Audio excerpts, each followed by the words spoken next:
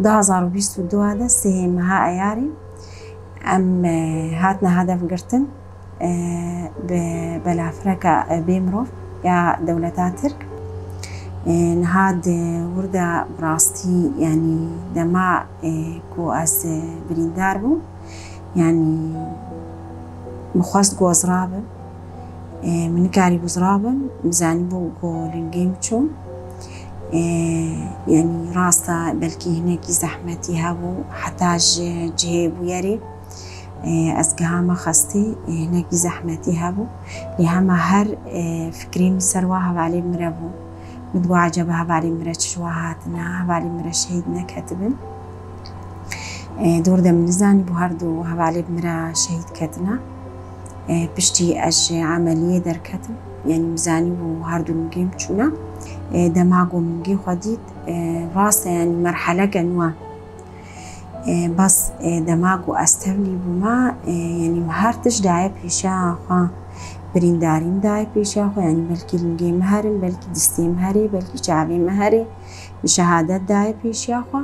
أفهمه يعني جبرجو ام ایدئولوژیا خو بفکری خو ام دناف کارو خبات دا تکوشید کن ابخو ناهلی گزیده یعنی زحمتی هبی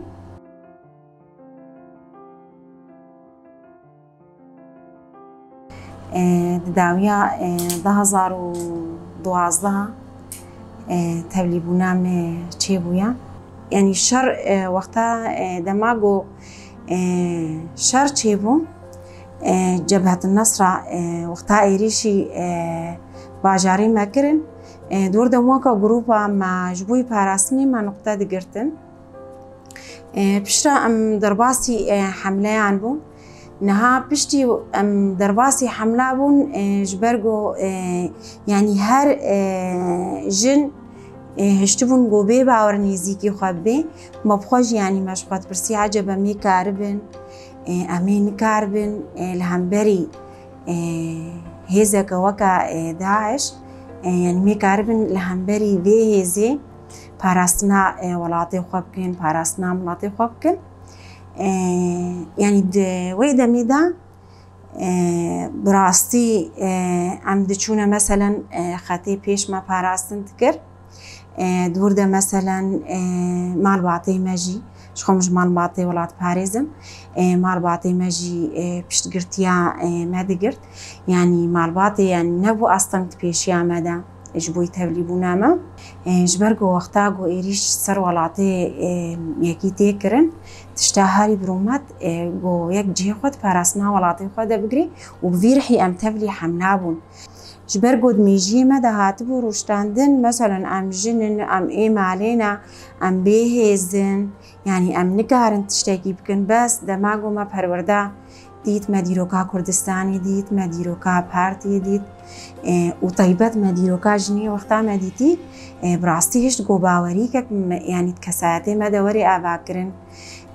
هشت جو بهتر يعني هزا ما دركبي إرادا ما خورت بي أم كاربن تاكو شناخو خورتر بكن وفيرحي أم تبلي حملة بو يعني تجاري يعني مثلا وقتا دما حملة دا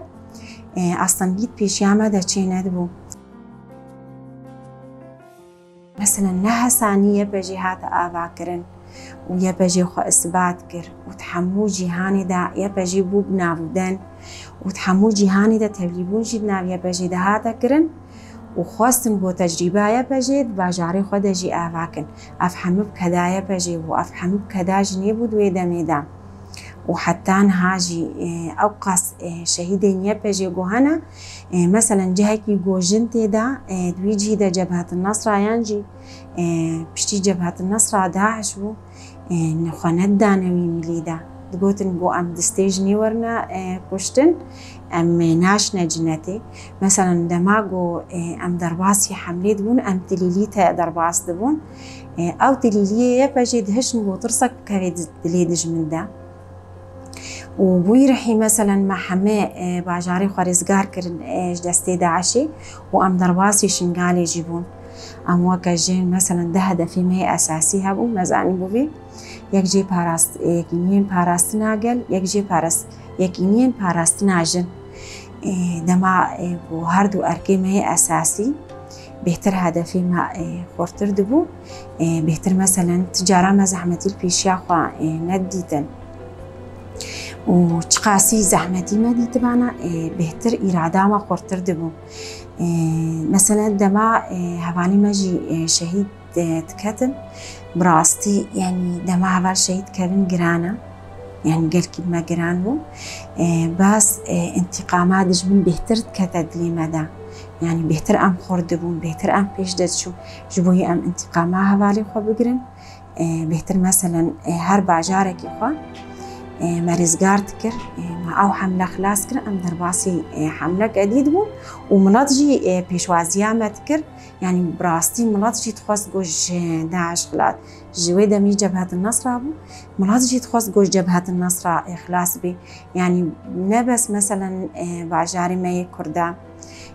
ملاطي ما عربجي مثلا بيشوازيا ما تكر تخص إيدا بو هيزاما واجه جبهة النصر خلاص بكي وام درباسي مثلا باجاري قالي خوي عرب جدبون راسي قالي كي بيشوازي ما تكرين او دايك يعني مثلا او قال يعني او هيفيا قوي ملاتي جمتكر براسي بهتر دش تقوم تاكوشينا خو خورد بكن يعني برينداريا ما راستا جملي فيزيكي دهنيكي زحمتي هيا لهما فكري ما هيا فكري ما هيا ايديولوجيا ما بريندارية تهيليكم بهتر ام تاكوشينا خو بكن دهيلي مثلا بهزارة هفالي غازي هنا يقولها تشكارو خباتي جوجواتي خواستن ناو كارو خباتي خودنا جبوي قالي خوا جبوي ولاتي خوا يعني هر تقاسي ملي فيزيكي دا ام زحمت يجي بينن ديسا محاضرن جبوي قالي خوا جبوي ولاتي خوا ديسا ام ناف تاكوشينا خوا دبن رسالة مجي جبوي حمو جني جيهاني بلا أموكا جن يكبونا كخوا تشيكن هيزا كخوا آواكن بلا أم تجاري كولتي سرخوا قبول نكن ارتيشا كخوا آواكن وأم بشقرتي بدنا هيزا خويا جن بو ارتيشا خو خورد بكن وتبليبون ادنافيا بجيدا ويان تش ارتيشا كا جن قواري آواكرن أم بهتر خورد بكن وأم تبلي ببن